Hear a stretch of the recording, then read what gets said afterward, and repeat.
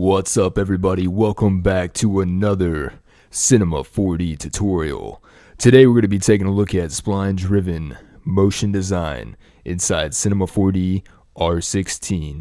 Let's go ahead and get started. But seriously though, let's go ahead and get started with this tutorial. So essentially, some of you guys may have seen this video a week ago that I posted. It was just a quick preview of what we're going to be creating today. I think this project will be a lot of fun for a lot of you to work on, and this is really quick and easy to render out, and that is one reason why I like this animation so much. It is also very easy to set up.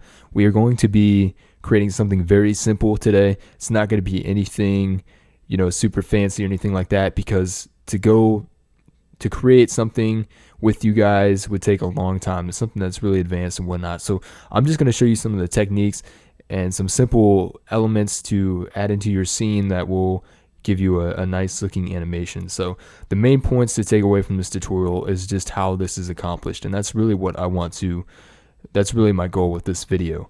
So with that said, let's go ahead and jump right into this. So the first step in creating any type of one of these videos with Cinema 4D is to grab a spline.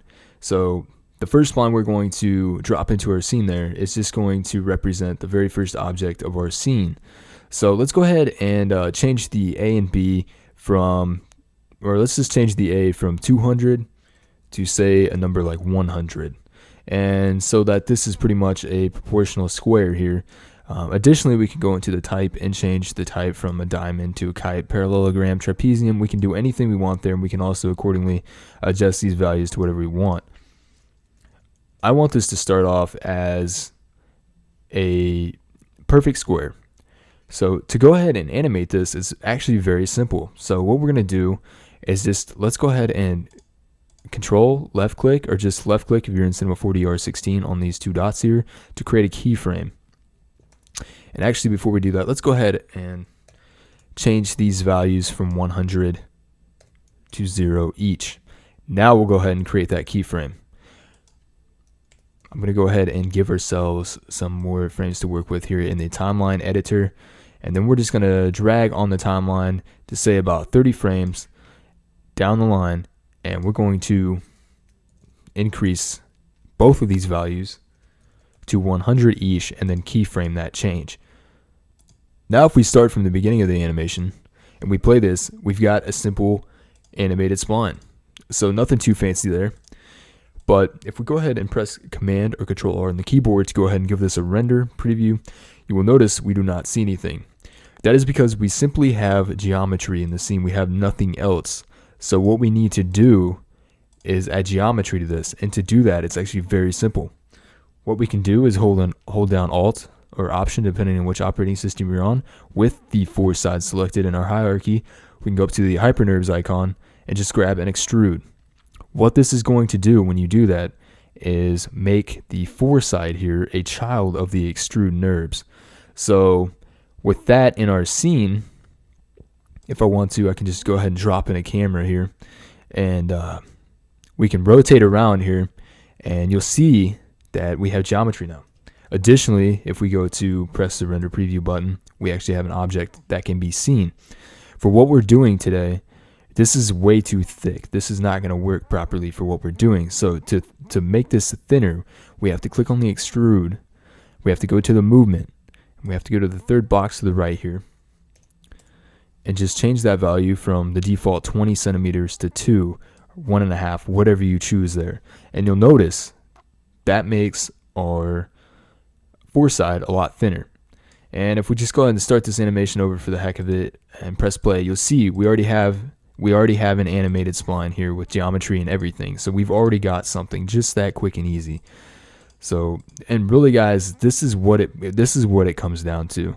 Ultimately, this is what it comes down to when you're animating this, is just adding in shapes, having an eye for this stuff, and just repetitively doing the same process over and over, but in a slightly different way, or adding things or taking things out. That's all this is.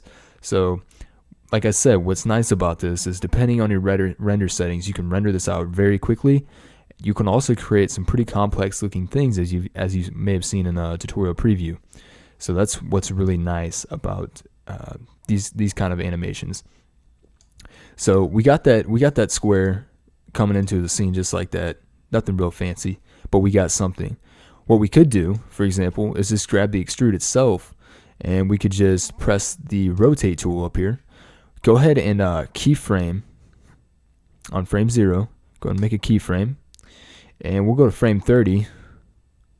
And maybe we'll want this to rotate 180 degrees by the time it gets to its final destination here. So what we could do is just left click, hold, press shift simultaneously, and then just drag your mouse in a circle, and you'll notice the degrees come up. I have snap enabled, so it can snap automatically to 180 degrees exactly. What I could do is just keyframe that. And when we play this back, you'll see that our square blows up essentially and then rotates at the same time, and then it comes to a complete stop once it gets to its final destination there. So we already got something that's pretty cool, right? So let's go ahead and start at frame 30. Now what we can do is just go back up to the spline tool, and we can add in another object, for example. So if we wanted to, we could add in, say a circle. That's what's so great about this, is it's so easy to be so creative with these things. It is the same process. So, if we wanted to, we could animate the radius here. So we'll change that value from 200 to 0 centimeters and keyframe that. So essentially from 0 to frame 30, this sphere is practically non-existent. You're not really going to see it in the scene. But then from frame 30 to say frame 60, after our square in our screen stops moving, we can animate this to say maybe 100. Obviously not that much, that's way too big. So let's bring that value down to say like 20, and we'll go ahead and keyframe that. So what we have here is a sphere that pops up right after this square is done animating. But right now, once again, we don't have any geometry applied to this. So it's the same process. Go back up to the subdivision surface icon, grab an Extrude Nurbs, and it will automatically make the spline a child of that object in our scene. I would highly recommend you start renaming these objects in your hierarchy, because typically with these animations you're going to have a lot of different things going on, and you want to be able to keep track of what you're doing, because it's very easy to get confused which object is which if you're not renaming them. For tutorial purposes, I'm not going to bother doing that, but for an actual project, I would definitely maybe even go in here and create layers, rename this stuff, try to keep it organized. That way everything's procedural, everything is really easy to get to and look at and see what you're actually grabbing. So just makes your life a lot easier.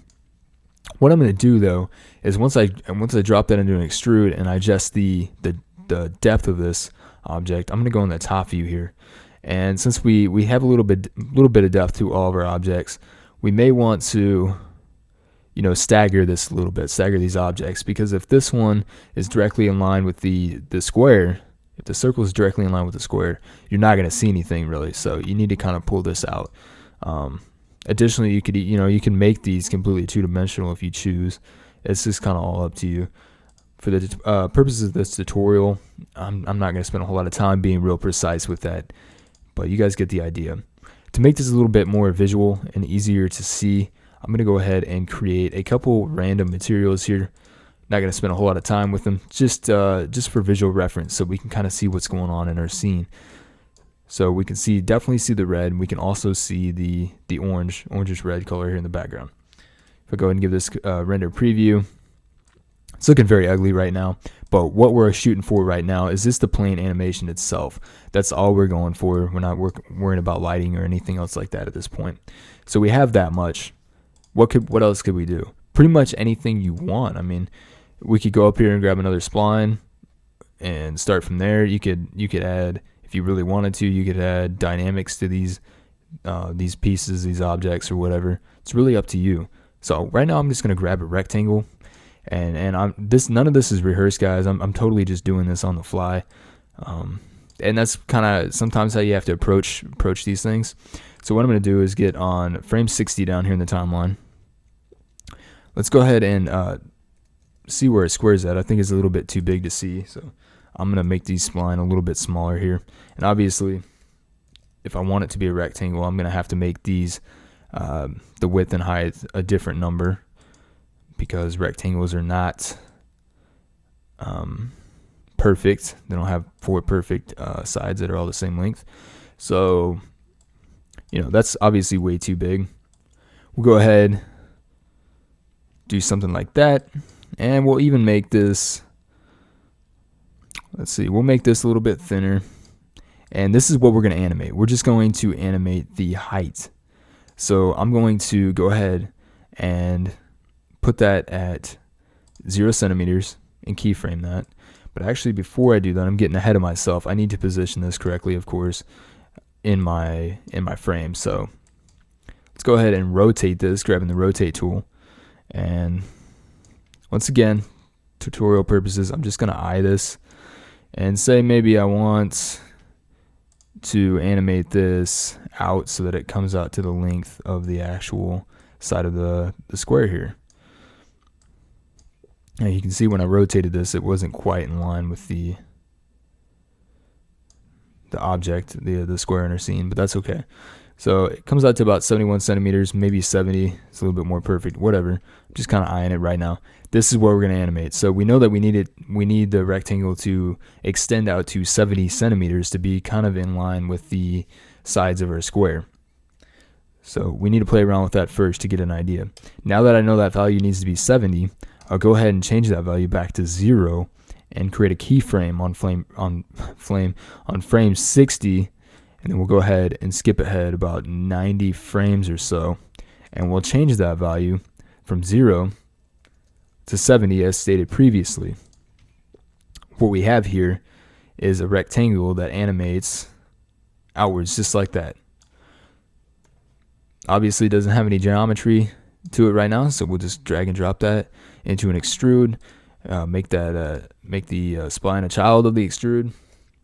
Go ahead and adjust the depth of this object, and let's just go ahead and create another random material, say this orange color, and drag and drop that. So if we go ahead and start from the beginning, this is what we have. So I mean, already real quickly, in a matter of 10 to 15 minutes, depending on how quick you are with this stuff, you already got something coming together. It may not be the most interesting thing, but you already got something that's coming together. It's just a matter of adding more objects and other things into your scene. I feel like this is something that I really haven't seen too many tutorials on. Maybe it's just me, but I really haven't seen anything like this going on YouTube, and it's something really simple and very effective and quick to render. So that's why I'm making this tutorial for you guys. You could take this object. Once again, hold down Alt, go to MoGraph, and then go up to cloner. You can drag this into a cloner object. We could change that from from linear to radial. Play with the count. There's the end angle, all kinds of stuff here. There's a lot of stuff that can be done with this. It's just really up to you. I'm just gonna go ahead and exit out of that, because I'm not going to worry about that right now. But if you wanted to do it the long way, you could press Command C, Command V on the object to copy and paste it, and all you'd have to do is just drag and drop it just like that. And it basically, what it does is it copies over the keyframes as well, so you don't have to re-keyframe that. Now look, now we got that going on. It kind of looks like a flag right now, but you guys get the idea of what's going on here. To make this really interesting, of course, you need to have, say a light in here. You need to have a light source, of course. I may even change this to, if I can find it, ambient illumination, so that our entire scene, everything in our scene is lit evenly, so we have that. So really what this does, an ambient light with no ambient occlusion selected. As you can see, if I go into my render settings, I have this completely at default. Even the anti-aliasing is still set to geometry. Nothing's been changed in here. This is completely default. Depending on the style and look that you're going for, we can go with a look like this, and this is going to give us a very 2D animated feel. Whereas, adding some ambient occlusion, global illumination, you got some light and shadows bouncing around in there, get some depth going, you're going to have more of a 3D effect, 3D feel to the overall animation. So it all depends on what style, what look you're going for. It's going to depend on what render settings, lighting setup, textures, and everything else you're going to use for your scene. Like always, to keep this simple, I'm just going to leave it as is, as this is just demonstration purposes. I'm going to just I'm going to add a couple more of these to the sides. You know, I'm not going to be real precise about this. There's really no reason to.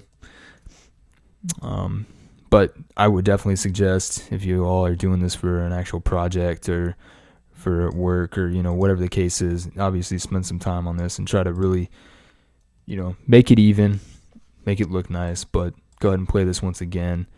This is what we got. And what I'm going to do actually is I'm going to go ahead and hide this camera here. I'm sure that's annoying some of you guys, having all those lines everywhere. And I'll do the same for this light. Just make it not visible in the editor, renderer. And so we can kind of get a better idea what's going on here. So pretty neat effect. Nothing too fancy once again, but you know, guys, this is pretty much the video. This is what I did to create what you saw. The first one was from the content browser, and the only reason why I threw that in the video was to show you how complex you can get, because I know not everybody knows about that, and I don't have the time really to take you through how to create something like that, as that takes a while to create something like that.